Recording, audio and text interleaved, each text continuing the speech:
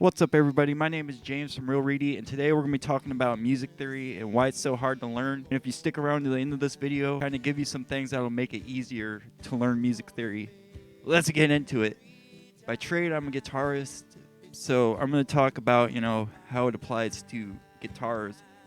Without further ado, music theory is the language of music. Unless you speak that language, it's like any other language, if you don't understand the language, it's going to be hard. So that is the main reason why music theory is so hard. It's because it's the language of music, and you have to learn the smallest parts first. Like English, you have to learn the alphabet before you can start to form sentences and words.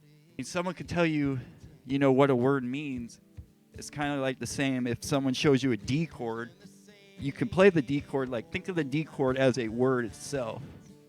You just learn the word, but you don't learn the letters of the word. It's a kicker. That's why it's so hard to learn this stuff, because it's its own language. And you have to be fluid in that language. You have to understand the smallest parts of the language before it starts to make sense.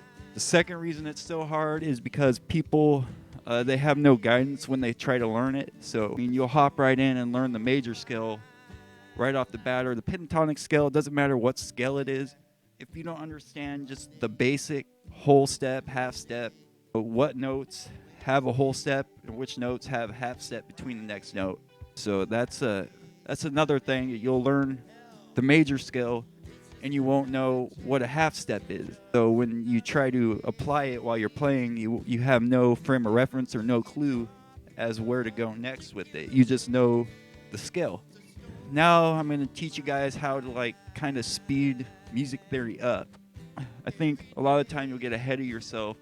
You have to go back to the basics. You have to really start at the basic fundamental level of music theory. And that is the whole step and the half step. I'd say that's the most important thing. To know the difference between a whole step and a half step. That's your first. You got to start there. Yes, do things in order when it comes to music theory, and you will save yourself a lot of a lot of troubles down the road. Start at the basics, learn whole step, half step.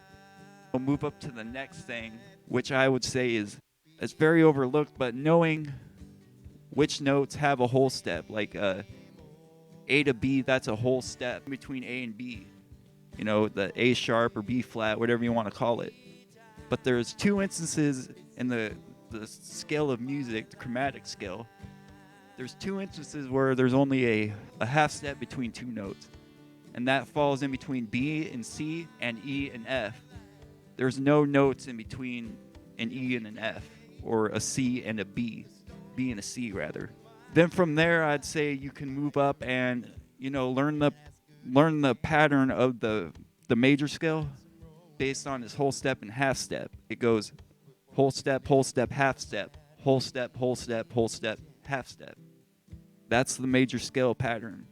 So you start on your root note, wherever it is. If you're starting on an A, you go up a whole step to a B to get the second note of the scale.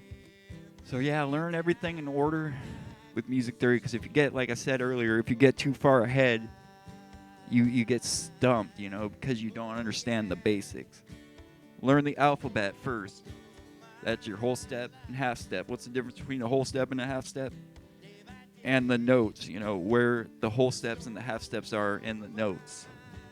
Then when you start to play the major scale, it'll make sense, a subatomic level, Then from there, I'd say really, really learn the major scale. By that, I mean learn the first and the third interval. Learn that relation, and get to know the scale so well that you can play it in sequences.